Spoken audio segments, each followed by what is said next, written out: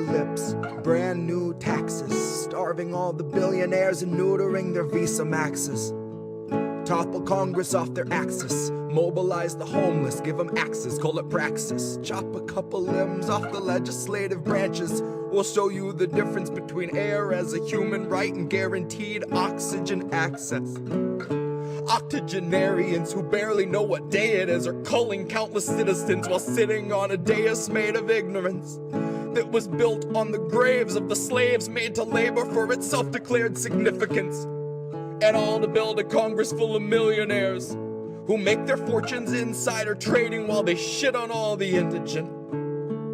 So I got a bone to pick with our leaders, and I'll start with the ligaments. Pick right through the muscle, dig the marrow out, and serve it to the unhoused millions living in their minivans or watching their belongings get evicted from their tenement. I have a dream where we breach the walls of Congress and just let them in. And what happens next will survive in only text, cause there won't be any evidence. There will only be that heavy kind of feeling that pervades a space where there has been a reckoning and you can feel its remnants. Let any man who enters seeking power know that those who came before him suffocated on their eminence.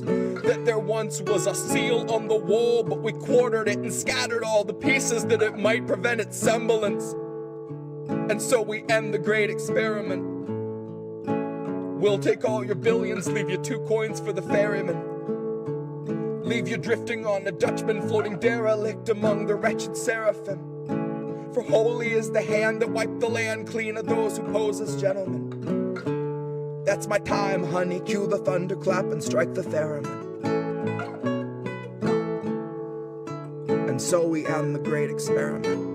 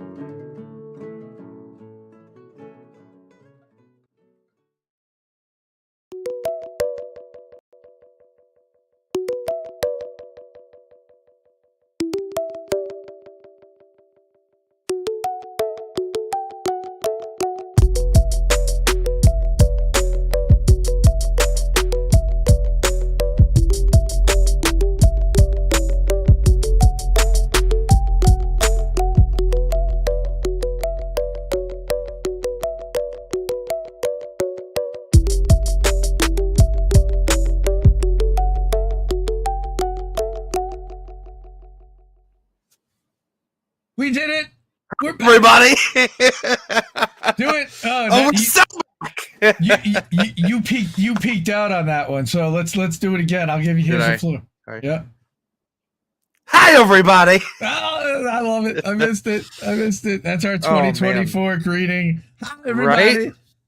Right? Yes, we are here. It's American tradition.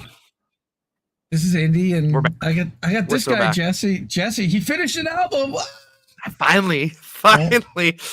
Oh, it only took me 11 months? Close to 10 months. Yeah, because it was March that I put out. Well, March. Okay, so 10 months for the last spoken word and the last anything. 13 months for the last album. So, yeah. Really, I was just cranking them out for a while, and then I was like, I'm going to take my time with this record. And in some regards, I'm happy with that, because there are entire pieces that wouldn't have made it onto this. They would have been just pushed to the next thing. But I will say, for material that I write urgently and usually put out quickly, I start to feel a disconnect from my own material after too long. And it's bizarre to feel like, I know, like a shark, you just got to keep moving. And as soon as I'm slowing down, it's like the pace just, I got to the point I was like, I got to crank these out. I need to write more. I need to be able to keep it going. And, yeah, there's already some stuff, the writer's strike, for instance. Luckily not for them, but the AI aspects of the writer's strike are still very much up in the air. And that's really what I spoke about a lot on a couple pieces here. But I noticed that all of a sudden the world keeps going, and I'm talking about 2023 stuff, and 2024 is coming out swinging. So I'm ready. I'm glad we're into the promotional cycle, for lack of a better word, the album cycle, which I've told you guys, like, I'm going to try to actually promote this record like you do a real record. Like, take the time instead of just diving right into the next project. Obviously I'm already writing for it, but I'm gonna give a little bit of time to like really do this one justice. This is the first time I've combined songs and spoken word on the same project, and so I wanted most of the songs to be a bit more stripped down, and the spoken word pieces for the first time to have some accompaniment, even if it's just a little ambient something, so that they kind of measure out on a fairly even keel. And it's roughly half an hour of songs, half an hour of spoken word. But yeah, it was really, really, really fun to make. And for the most part, kind of recorded in sequence up until I got bronchitis. And then I was, unable to sing, which you can hear kind of where that happens in the progression of the album, that my voice, and it worked great for some of these pieces to sound so bedraggled and weathered and just beaten down, as my voice ended up sounding, really lent itself to the nature of some of these spoken word pieces really well.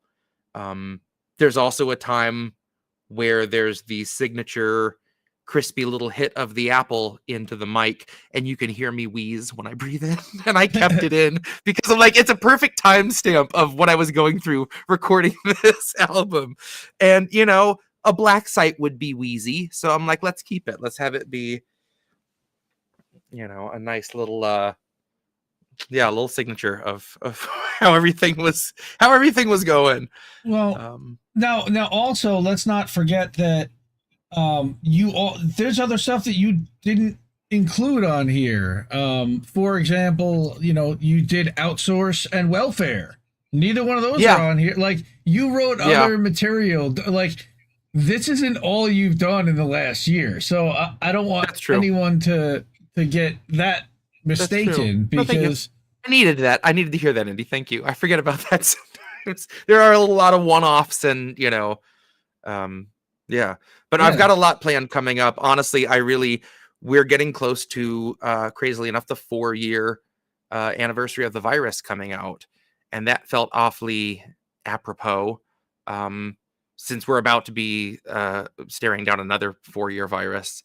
So I'm thinking of doing something with that. Maybe a few acoustic covers recorded, little remixes or updates, play around with some of the stuff from the virus for its anniversary. And then I have a couple other things kind of in the wings. But like I said, I'm going to take my time as much as I can, force myself to take my time and not just get into writing and recording the next thing. But we'll see how that goes. I'm not making any promises to myself. Well, plus we want to actually take some time to promote and to let people absorb this one before the next one comes out. I felt like there are still people that I know well that haven't heard deep hop culture, haven't heard a lot of stuff on Extremist. And I didn't do my due diligence shopping that around. I got done. I did a few interviews, and then I was like, life and music, and just it's hard to stop writing about current events and feel like you need to get those songs out. But there's also just not enough hours in the day to work and be a dad and promo. Like, I don't love having to plug, but you have to, that's unfortunately anything now, like real music. If you're just trying to be a singer-songwriter, trying to be a band, it's just so much about your social media presence and your TikToks and fan engagement and things like that it feels so forced. So I'm very lucky in that I feel like I'm at a place where I have made so many friends from just connections I've made through my music, and I wouldn't want it any other way. I really wouldn't. I've managed to grow a lot of an audience over the last year, but at a safe speed that you can tell it's through word of mouth. I get a lot of people that will do the like gift purchases of something on Bandcamp to send to a friend. And it means a lot when you can tell it's someone that knows like, oh, hey, Terry will totally fucking get this. I'm going to send this to Terry. You know, just those kind of moments, like I feel make me really proud. So that's, I wouldn't have it any other way. I love you guys so much. And I really hope that you like this record. Well, from what I've heard, and again, I've already heard more than half of it because we've done it on this show, but that's great. I've only listened to one of the studio versions here, so a lot of this is still going to be new for me, and I kind of saved it for that.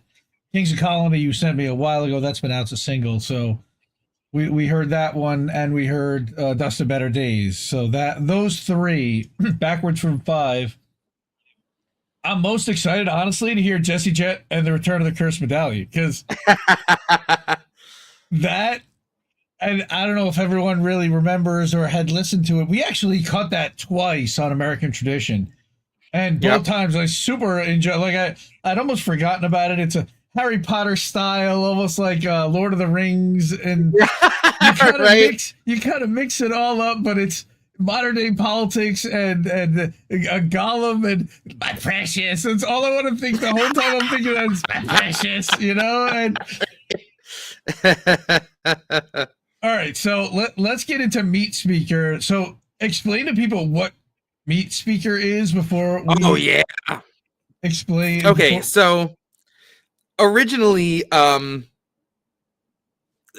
little fact is that the first plan I had for this was that the title track would be the opener track, Live from the Blacksite.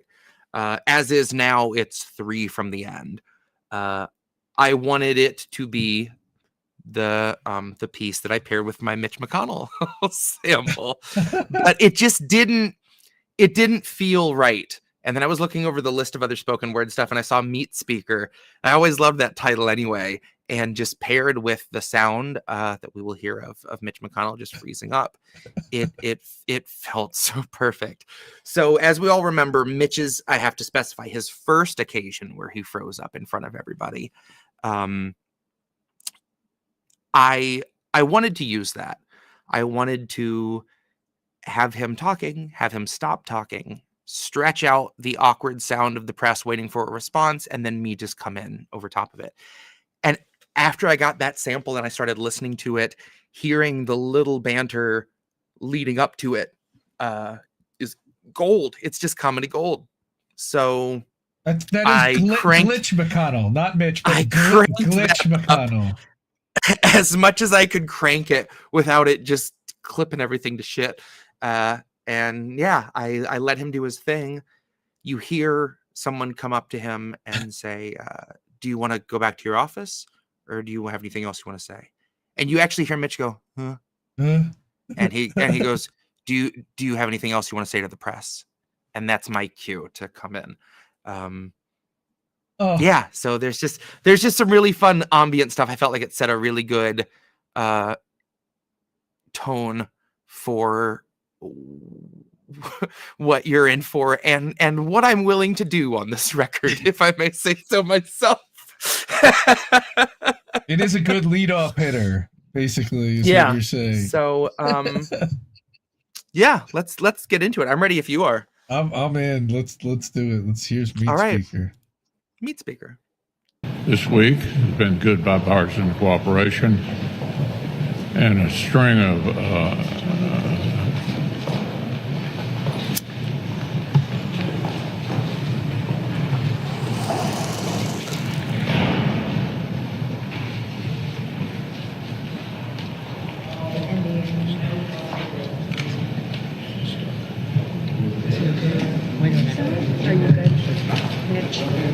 Okay, Mitch? Anything else you want to say, or should we just go back to your office? Do you want to say anything else to the press? Our greatest threats are lesser evils, joining hands to hold us back. Worried looks from heartless people, tearful words from soulless hacks, faux concern from thieves and rapists, thoughts and prayers from Epstein's friends, moral laws from fascist racists, healthcare laws from Cigna's pens. Bought and sold progressive leaders say we're starving much too loud, but all I see are meaty speakers talking down to hungry crowds. Squad and all their sleazy leeches feast on workers plump with clout. Stalk them through the tallest grassroots, track the unions, drag them down.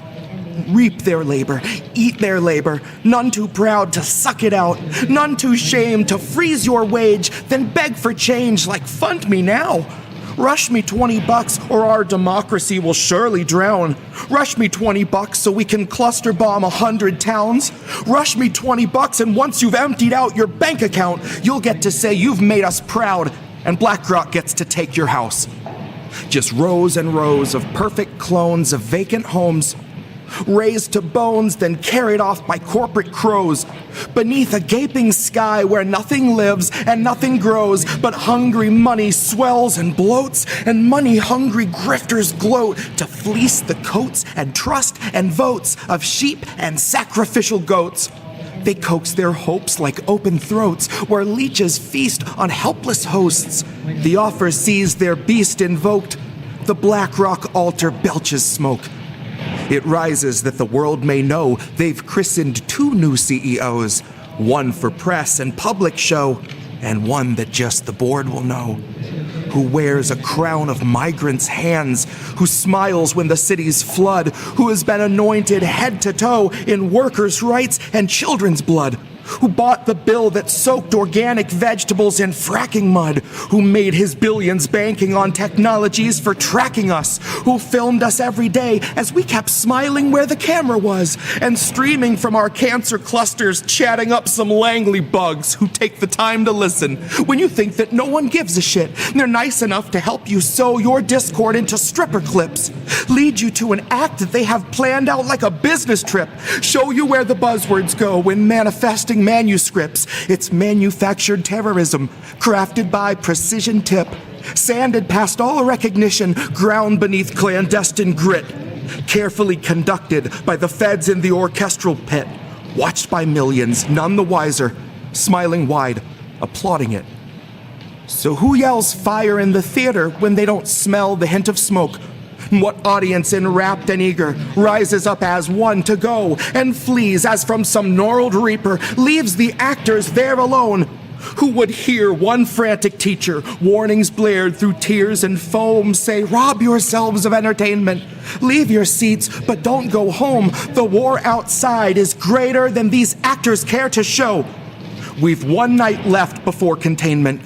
Early dawn, they'll drop the dome. The streets tonight need all your anger. Playing now, the fall of Rome.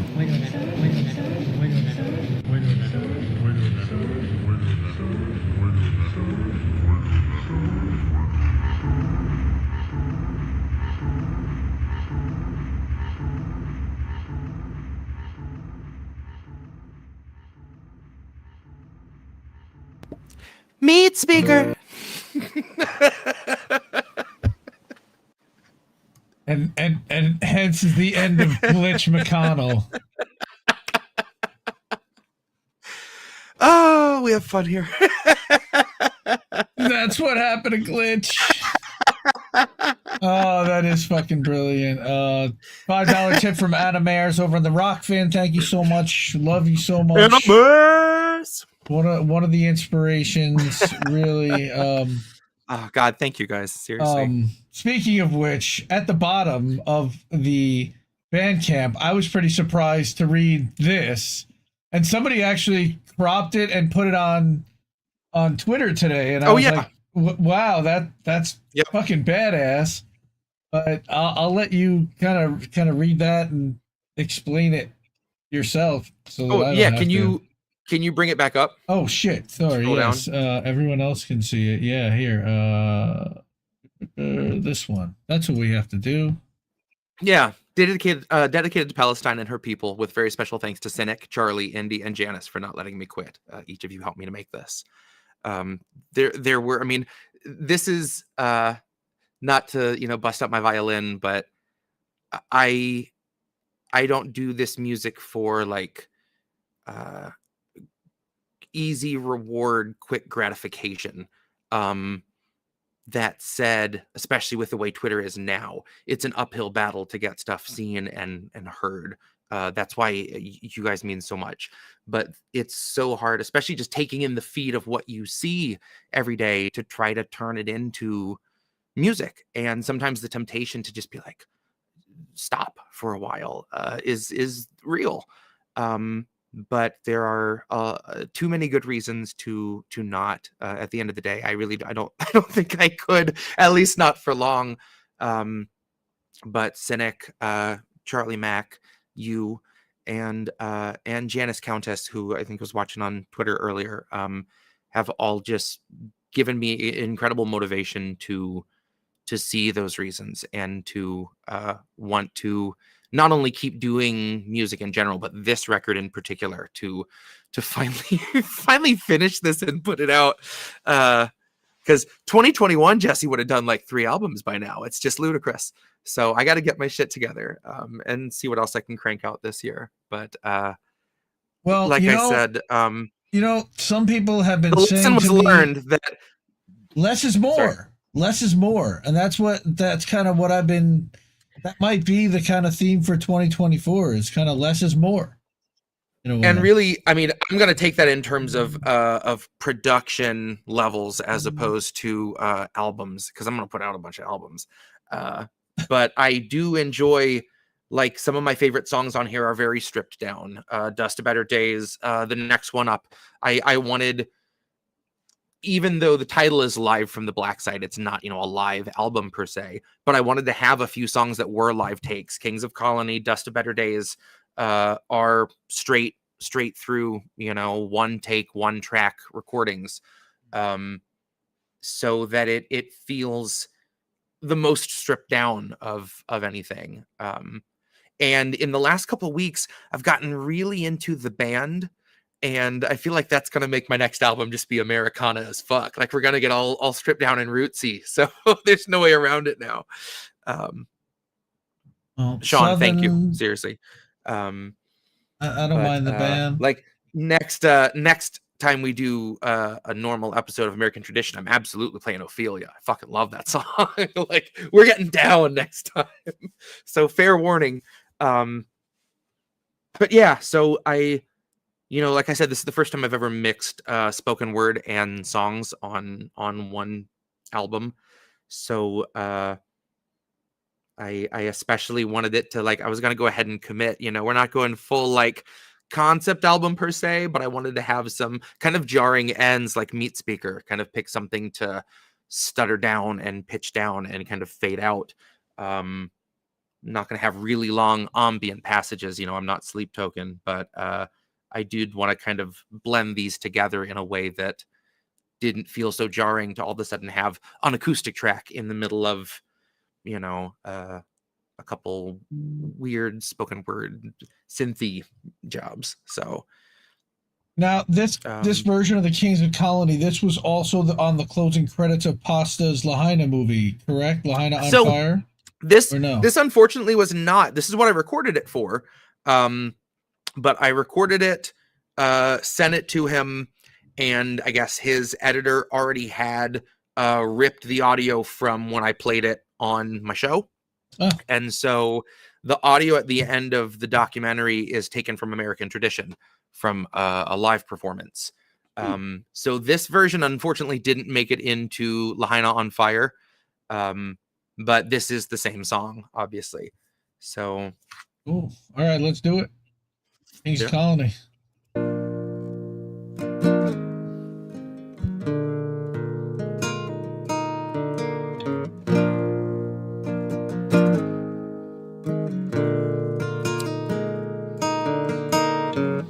Now what you're following, that's idolatry, that's just fake. And all that wallowing that you tolerate, that's not faith. The kings of colony watched our autonomy make our graves. The kings of colony know no policy, only rape. Now once you fall asleep, it won't bother you what they say. But the kings of colony, while they slaughter, they still complain. Though we say, please color me, still too solemnly, still too plain.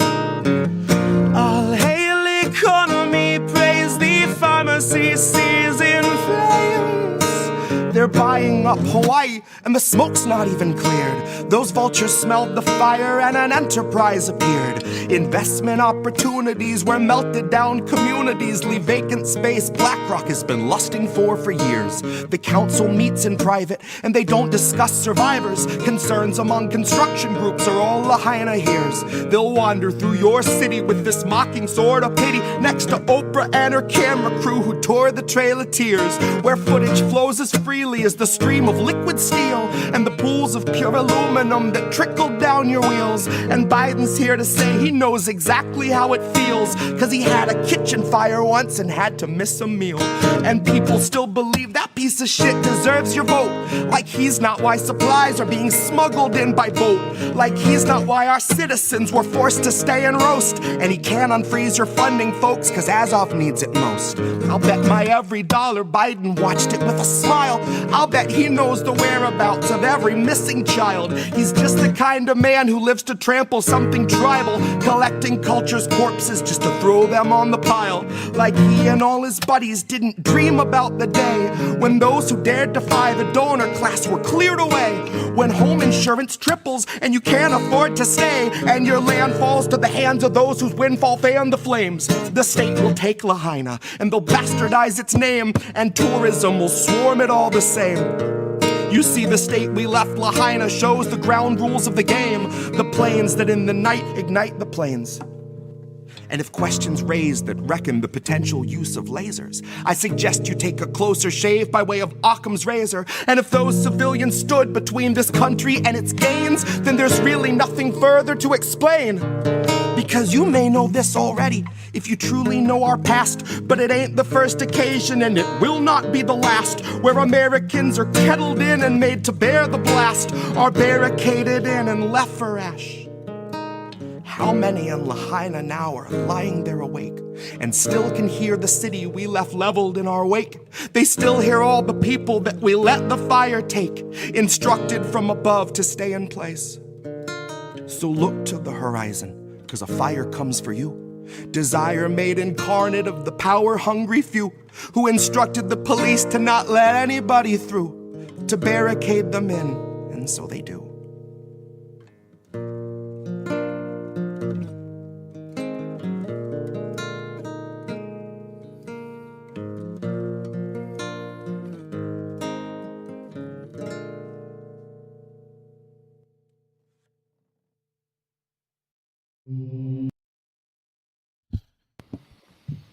All right. Oh, wow. Yep, and that's Kings of Colony. Man, that's just and it's just, you know, it's kind of colonizers. It's just as fitting for Gaza, honestly, for what they're doing there. I know, right? In the same way, you know, I kept kind of drawing parallels to what's happening there. Yeah. And wow. It's weird, you know, and that's one of the unexpected things about recording songs that have sat for a couple months, is that already, like, some of these things, like I might be talking about Ukraine or I might be talking about Lahaina, but it's like, oh, fucking Gaza. Like, even the pieces that aren't Gaza, you know, and even the ones that are in the last few months, it's just it's a lot. When I recorded you know, the Doja Cat Gaza piece, Better the Censored, you know, I am very, very lucky because I saved that for last because I knew it was going to be the hardest, and I got it on the first take, and I would not have been able to record another one right away. Like, I got done and just, like, especially because I knew I was done with the album, and that, like, I didn't have to worry about my sinuses anymore. I got to just ugly cry after that. Like, it was not pretty, but that's not a piece I can get through and hold it together, you know. So I'm lucky that it's not, like, blubbery, but yeah, there are a few on here. It's, you know, I and you can ask Cynic, because I'll send her a lot of the kind of rough demo versions, and there were so many of these that I would do a take I liked, but I'd listen back to it. It was so angry. Everything was just so fucking right away from the get-go, just so angry. And I would listen to it like, I can't be yelling in people's ears every minute of all of these songs, you know, and have to kind of almost do a few of those takes to get it out so I could do it at a manageable level. Because sometimes the first time I sit down and do one of these pieces all the way through, I'm ready to just put my face through the drywall. Like, I'm just livid. And it takes a little bit to kind of level that out to be able to deliver it in a way that I can get the emotional aspect out, and then kind of save the rage for some moments here and there, but to pepper them in and not have it just be an oven baked topping of rage. Although that does sound good. Okay, that's funny. Lumber Jesse. Okay, sure. Sure, that works. I'm not mad at that. Cowboy Kitty, that works. All right. So before we get to this next song, because I have not heard that one, but before we do that, I want to let everyone know, first off, you can, first of all, jessejett.bandcamp.com. Let me drop that right now into the chat so everybody can get to that right now. I actually had it set up as a Stream Deck button to make it easy. Okay, next. Number 2, we are live on my YouTube channel also. And the reason why we're live on my YouTube channel is because I got turned back on for Super Chats. So if you want to leave a Super Chat for Jesse, you can do that over on the Indie Left Media channel, youtube.com/INDLeftNews. Also, really cool, we are streaming for the first time ever on INN's Instagram channel, because Instagram turned on live streaming.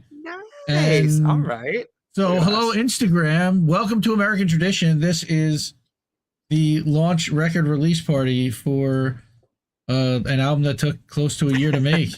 And I'm Indy, and that's Jesse, and we're doing this shit. I need to crouch. It's like the Brady Bunch all of a sudden. I need to find my square and get it.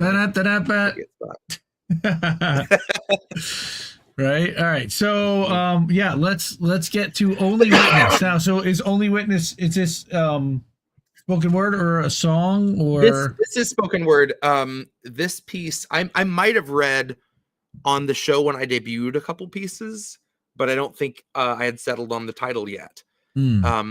This was about that kind of and luckily I have all of you, so I know I'm not alone in what I feel about the things I see, and when I watch the news and when I listen to fucking normal people talk.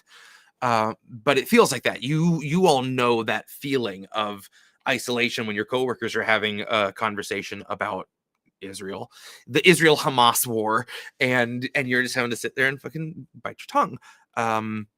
And sometimes it feels like you're the only person that sees what you're seeing, and that's incredibly isolating of a thought sometimes.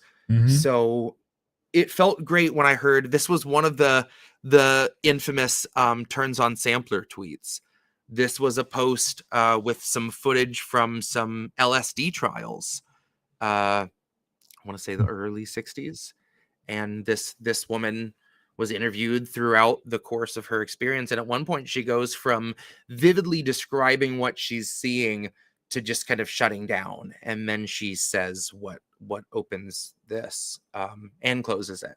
But then she does this laugh that I felt really, it's unsettling to me, but it really fit with the topic. This is the shortest piece on the album by a good bit, but yeah, this is Only Witness. I can't tell you about it. If you can't see it, then you'll just never know it. I feel sorry for you.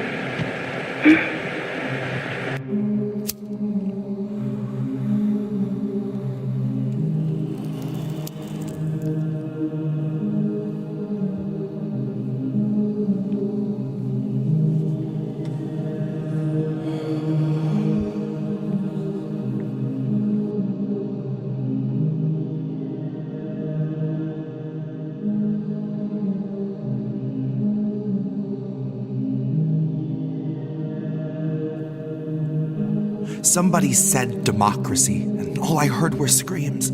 Echoes of civilians being wrenched out of their dreams, to see their families torn apart, their lives so much debris, and no one seemed to hear the sound but me.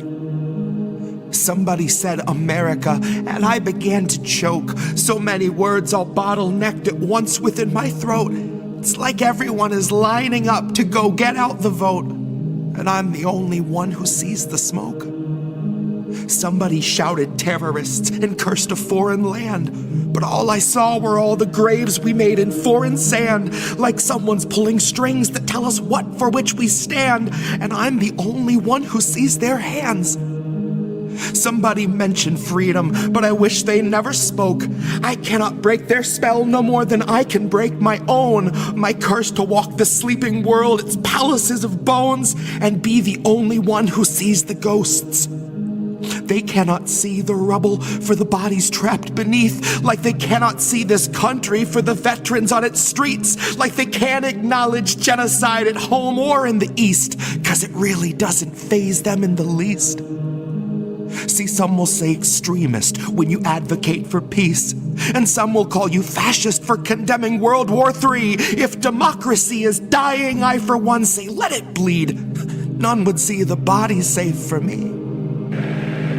I can't tell you about it. If you can't see it, then you'll just never know it. I feel sorry for you.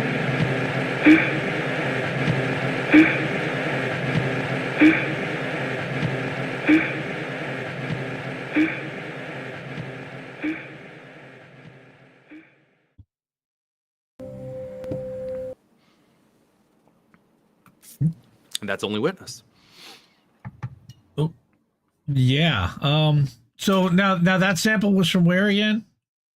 That is from a video of an LSD trial from the late 50s, early 60s that I found. I feel sorry for you. I feel sorry for you. I know that's what it kills me. Like, if you can't see it, you'll just never know it. I feel sorry for you. Oh my God. That would drive me insane. Sure. Right. Thank you, Pacheco Roan. Pacheco over on the YouTube super chat. The $2 super chat. So we are back on the YouTubes. Yes, on Indie Left, and hopefully soon on Indie Left Media, and then hopefully soon INN will be back for super chats.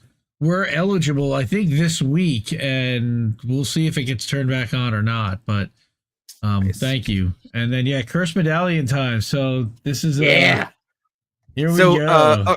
A lot of you have probably heard this because we've done this, I think, a couple times on the show. But this is the final album mix, and for just the briefest of backstories, on Inauguration Gift, I mention in Convention, the spirit of Biden exists in a cursed medallion that rose out of hell like smoke in the form of 1,000 stallions.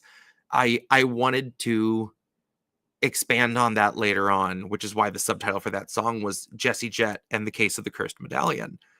I wanted to have a piece where we talk about this medallion being broken into several pieces and them being used to sustain the lives and political careers of some absolute monster war criminals through just its dark, malevolent energy.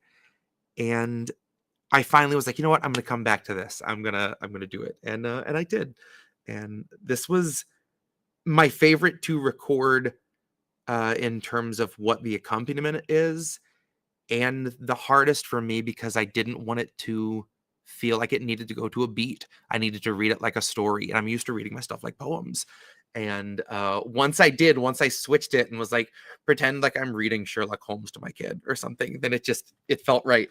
So yeah, this ended up being one of my favorite pieces on here for sure. This is Jesse Jett and the Return of the Cursed Medallion. All right.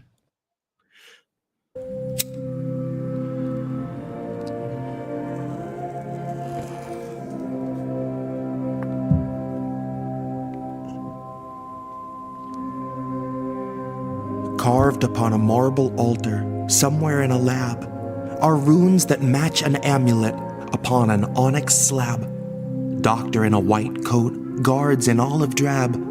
Kissinger unconscious, but as Providence would have, when the doctor stands beside him and he holds out the medallion, unconsciously, instinctively, he reaches up and grabs. Deep inside a Blacksite that is right beneath our streets, the sacrifice was made by which they demonized our speech. The roots that fed the tree of life decayed beneath our feet, and its sap was a suspension for a small medallion piece. As the doctor starts to sway a bit, he takes the vial and places it inside of Cheney's heart that it might never cease to beat. And I wish it wasn't so, but no, the final piece to mention is the one that fueled our overlord's unholiest ascension, to afford him zero comment on the char and the distension on the bodies in Lahaina, or that growing sickly stench of every Black Rock vulture gathered for what Biden paid as rent on the medallion shard they gave him on the eve of the convention. He had seen its strength extend the life of all his favorite vermin, and the peace that he inherited had come from Father Thurmond. Another artifact he had been gifted by the Germans, to see one's will made manifest, one's destiny determined. A note attached read, "All our best, Werner, Fritz, and Herman. May you marinate in Wehrmacht that ferments behind the curtains." Now here we are today, and Biden keeps it on his person. If Biden's what you'd even call a person. And the curse is something ancient. It is raw abortifacient that they shoveled down the throats of those who built and birthed a nation. It is fused into those corpses funding war on all occasions, and it's all that's kept McConnell from a state of vegetation. It is carried by the Senate doctors, whispered by the nurses. It's a perk to keep you perky for your centuries of service. It's the concentrated evil that's been powering our purges and coaxing every coup along, the dogs and drones and dirges.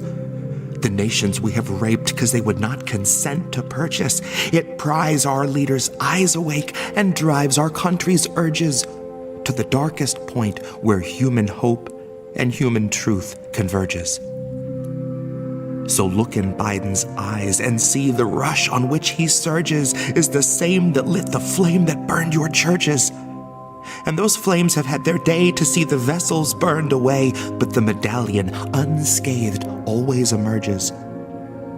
For as election season licks its lips and smells its purpose, there at once appears a motorcade of hearses. The calling of the pit like a liturgical insurgent, skinning off a sermon from the verses. He clutches a medallion of which he is just a servant, falling down a path with no divergence. Now some people wonder loudly just how low a man can go. Well, somewhere in a lab they've logged effects of pure immersion. How long can someone lay upon that ancient onyx slab before rising up a wholly different person? How blackened can one be within the ink of human greed before their voters start to see a different version? How corrupted from within before you see it in their skin? How blighted till it rises to the surface?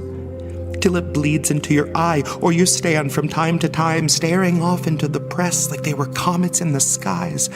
How long until your arteries start clogging up with flies? How long till child labor phantoms haunt you in the night? How long has the medallion been deciding who survives? How long till it demands a higher price?